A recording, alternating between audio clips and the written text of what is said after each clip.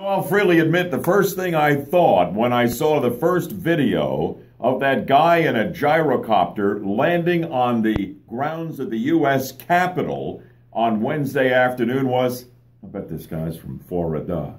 Well, guess what? He absolutely is from Florida.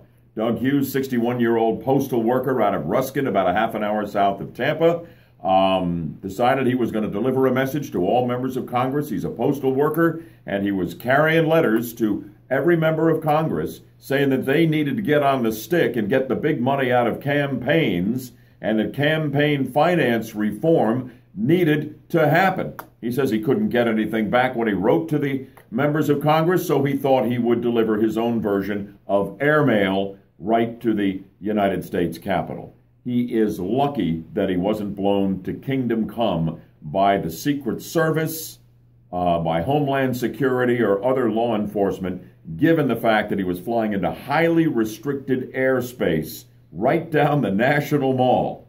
And they let him away, and he faces what could be serious charges. We'll know more on that later on today. A couple of thoughts on Doug Hughes. What he did is a non-traditional protest, of course, and it opens him up to being labeled a nutcase or a whack job. I don't think he is either. You go read about what he has to say about issues in Washington and the campaign finance issue in particular at his website and see what you think. You can go to thedemocracyclub.org, thedemocracyclub.org. He bills himself as part P.T. Barnum and part Paul Revere, and he was just trying to sound the alarm about an issue that he thinks is critically important in America, and I agree with him.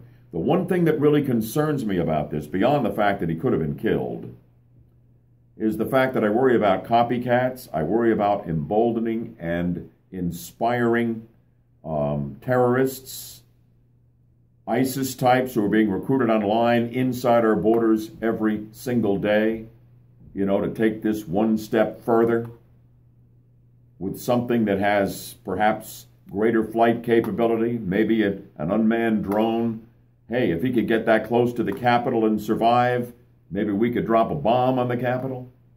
That kind of thing really worries me, and that would be a horrendous unintended consequence of this stunt by Florida's Doug Hughes. At any rate, we'll see what happens and what they charge him with. Technically, this could be a terrorism-related charges with very, very stiff penalties to it. We'll follow it closely, and we'll talk about it tomorrow morning, along with the hottest topics out there on the 50,000-watt front porch on News Radio 102.5 WFLA FM, and yes, still on AM 540. See you in the morning.